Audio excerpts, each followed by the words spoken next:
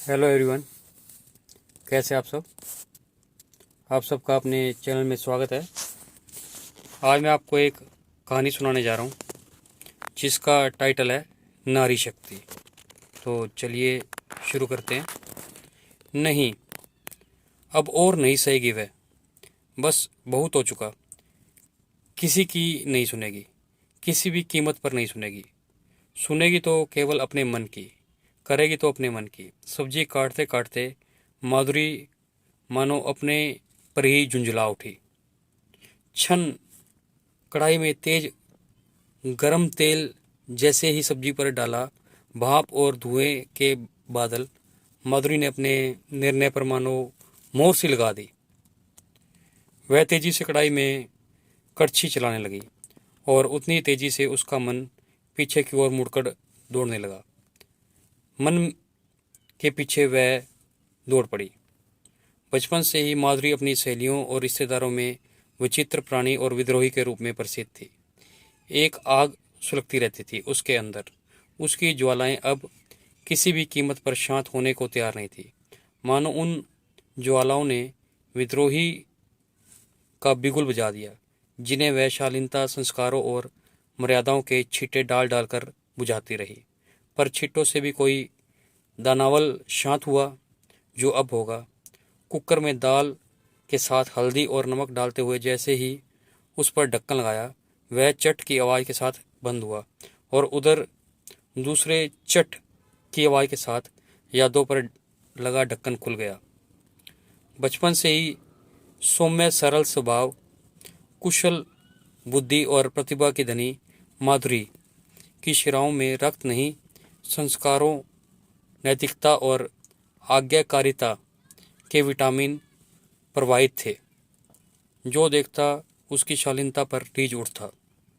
सुंदर तो थी ही अपनी माँ जैसी, किंतु विटामिन्स और मिनरल्स के साथ उसके रक्त में कुछ ऐसे कीटाणु भी रेंगते थे जो सुप्तावस्था में रहते हुए जब तक उभरते, बीच बीच में विद्रोह की अग्नि भड़काते और संस्कारों की एंटीबायोटिक खाकर चुप रह जाते, किंतु मर न पाते। झूठी मान्यताओं और थोथी परंपराओं को न चाहते हुए भी मानते रहने की अपनी विवशता वह कभी समझ नहीं पाई। उसके माता पिता ने, उसके भाई बहनों ने शिक्षा और संस्कारों को लेकर कोई भेदभाव नहीं किया, ऐसा उसे याद नहीं पड़ता। बस एक ही बात उसे हमेशा सालती रहती, पिताजी का माँ के प्रति उपेक्षित व अपमानजनक व्यवहार। उस पर भी माँ का दोनों बहनों को सदा सहन करने की शिक्षा देना उसे बुरा लगता था। जब माँ के तानों और अपमान को सहना, कुछ न कहना अपना कर्तव्य समझती और ऐसा करना पिताजी का पुरुषोचित अधिकार। आखिर क्यों करती है माँ ऐसा, क्यों कुछ नहीं बोलती? अगर वह उसकी जगह होती तो यूं कभी चुप न रहती। बिस्तर पर नींद का बहाना कर, मिची हुई आंखों से चुप होकर जब भी उसने पिता की लाल आंखें और माँ का उतरा चेहरा देखा, उसने यही निश्चय किया कि वह कभी माँ जैसा सहन नहीं करेगी, हरगिज नहीं करेगी। समय बीतता गया, वह बढ़ती गई। परिस्थितियाँ बदली और मौसम भी।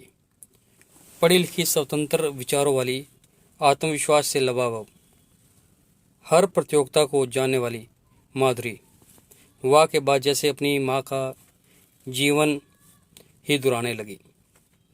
भीतर विद्रोह का तूफान संभालती और बाहर से शालीनता, मर्यादा की विवशता से उस तूफान को भीतर ही दबाए रखती। पिता के दूसरे रूप में पति उसके सामने खड़े मिलते। खाना लगभग तैयार था। माधुरी ने घड़ी पर उड़ती निगाह डाली। बच्चों के आने में भी थोड़ी देरी थी। चाय का प्याला लिए वह बालकनी में जाकर खड़ी हो गई। चाय के घूंट हलक के भीतर समाते रहे और यादों की परतें उधरती रही। माधुरी ने राहुल व रोहिणी को अपने तरीके से पाला था, अपने संस्कार दिए थे। ससुराल व मायके वालों की इच्छा के विरुद्ध। जब भी राहुल ने पुरुषोचित संस्कारों के वशीभूत होकर रोहिणी को सताने की चेष्टा की, भले ही बचपन में या मजाक में, उसने तब राहुल को आड़े हाथों लिया। लड़की होने के नाते उसने रोहिणी को चुप रहकर पीड़ा या अपमान सहना नहीं सिखाया और न ही राहुल को लड़का होने का अधिकारों का दुरुपयोग करना सिखाया। दफ्तर के कामों में उलझे पति को समय एक आता जो बच्चों को देखते, पर हाँ, इतनी व्यवस्था के अंदर भी पुरुषोचित अधिकारों का प्रयोग करना वे कभी न भूलते। नहीं, वह माँ जैसी हरगिज नहीं बनेगी, कभी नहीं। चाय के अंतिम घूंट को हलक में उड़ेला और उठ खड़ी हुई। उसका चेहरा तना हुआ किंतु शांत मुद्रा में था। वह शुभ घड़ी आखिर आ ही गई जिसका सभी को इंतजार था। कल रोहिणी का विवाह है। माधुरी का घर रंगीन बल्बों और झालरों से जगमगा रहा था। समस्त वातावरण बेला, गुलाब और गेंदे के फूलों की खुशबुओं से सरोवर था। घर रिश्तेदारों और मित्रों से भरा पड़ा था। बच्चों की उछल कूद, ढोलक की थाप, स्पीकर पर नए जमाने के फिल्मी गाने, और फिर इस शोर में माधुरी के मन की आवाज़ दब नहीं पा रही थी। इधर लड़कियों के हथेलियों पर सज रही मेहंदी और उधर सज रही माधुरी के मन में एक अनोखी जगमगाती छवि। नए सूरज में नए रंग भरने की तैयारी में थी माधुरी। एक नया कैनवास अब उसके अपने मन में जमा लिया था। सुबह ही रोहिणी के साथ माधुरी ने नाश्ता करते समय किसी को भी उपवास न करने की सलाह दी तो रिश्तेदारों ने खुसर फुसर तेज होने लगी। ऐसा क्यों? सबने पूछा। इस क्यों का जवाब देना अभी बाकी था। पूरे जीवन भर परंपराओं और रूढ़ियों को कोसती हुई वह बेमन से उन्हें स्वीकार करने वाली माधुरी मन ही मन ईश्वर से शक्ति देने की प्रार्थना कर रही थी। सुबह से पति व अन्य रिश्तेदारों से न जाने कितनी बार उसकी झड़प हो चुकी थी। कई बार उसे लगा जैसे वह टूट जाएगी, पर नहीं, अब की बार नहीं। अपने नए सूरज का उजाला देखे बिना वह नहीं टूटेगी।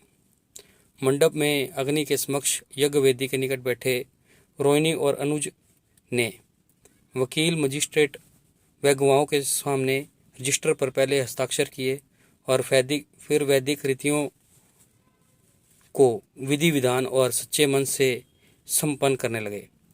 आंचल गांठ के पश्चात पंडित जी ने कन्यादान की रस्म को शुरू करने का ऐलान किया।